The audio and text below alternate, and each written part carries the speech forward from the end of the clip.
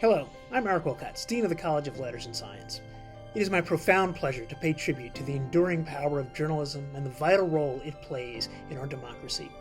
At the University of Wisconsin-Madison, we are honored to recognize outstanding ethical journalism and the integrity that these journalists brought to difficult decisions.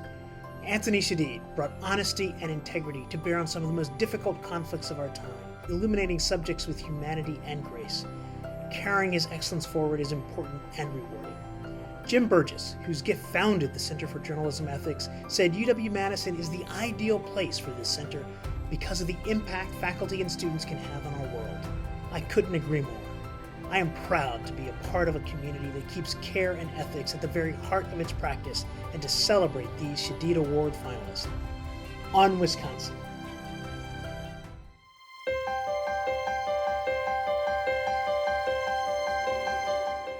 Canary is a 7-part investigative podcast from the Washington Post. It starts with a story of sexual assault in the District of Columbia. And then at the end of the first episode, you kind of hear that the podcast is going to go in an unexpected direction. It concerns an additional allegation of sexual assault that kind of cracks the story wide open and takes us to Alabama to track down an allegation about a prominent member of the criminal justice system in DC. This material can be very difficult for a lot of people to listen to. There was a lot of discussion about which scenes to keep, how to go about, unraveling certain pieces of information. When I went to the judge who was featured in the podcast for comment, he resigned just 3 days later. Countless therapists have reached out to me saying that they've listened to it and found it to be very meaningful in accurately portraying the experience that a survivor of sexual assault goes through.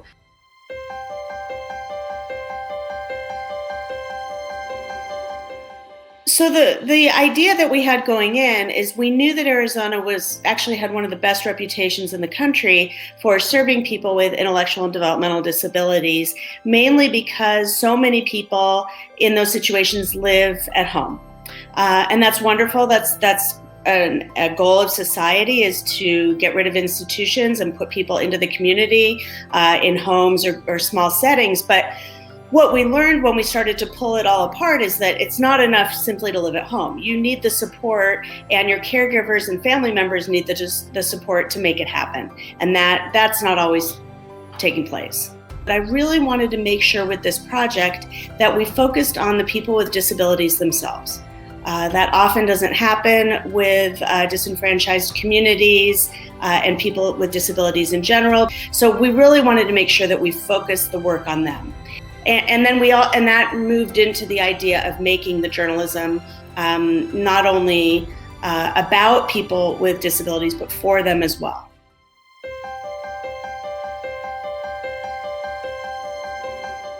We collaboratively, Anchorage Daily News and ProPublica, spent a couple of years looking closely at sexual violence in Alaska. It evolved to include 29 different profiles of Alaskans from all over the state. Ages ranged from 23 to 73. So we were able to achieve quite a diversity in many different ways. It included the profiles digitally in the online gallery that became Unheard, and they also printed every day for a month in the month of June in 2020. So folks were able to read their stories individually in their local paper. And then we also published a guide with resources for victims and survivors who had experienced assaults. These are folks, some of whom have chosen to spend a lifetime being silent because that's what they had been told to do. And this gave them an opportunity to reclaim their voice and to claim their story in a way that felt comfortable to them. The fact that we gave them sort of the agency and control over how their story would be told and how their photograph would be used was an incredibly important aspect of this project.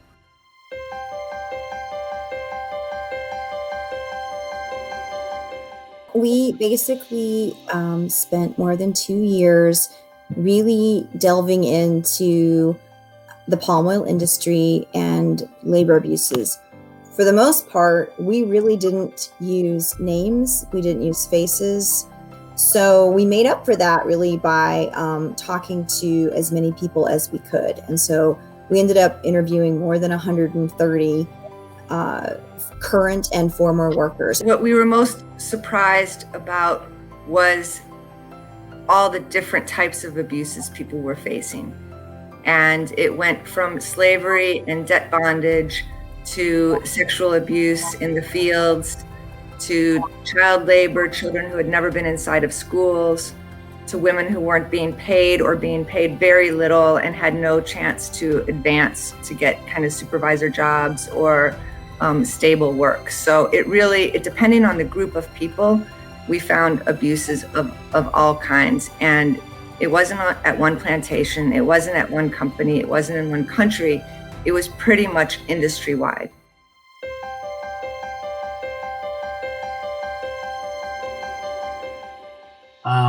We want to do a project calling the Star to account for its treatment of Kansas City's Black community over most of the last century, the way it disenfranchised, disrespected, and rendered invisible this community through omission and commission in its journalism.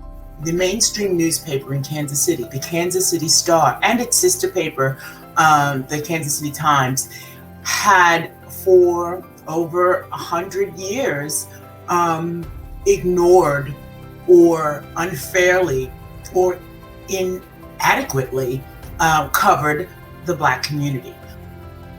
We missed their story. We gave a false narrative about who Black Kansas City really is. And as a result of that, white Kansas City had a false narrative of who Black Kansas City is. And that perpetuated a divide. It perpetuated racism in Kansas City. This year's finalists are reporting about extremely important social issues.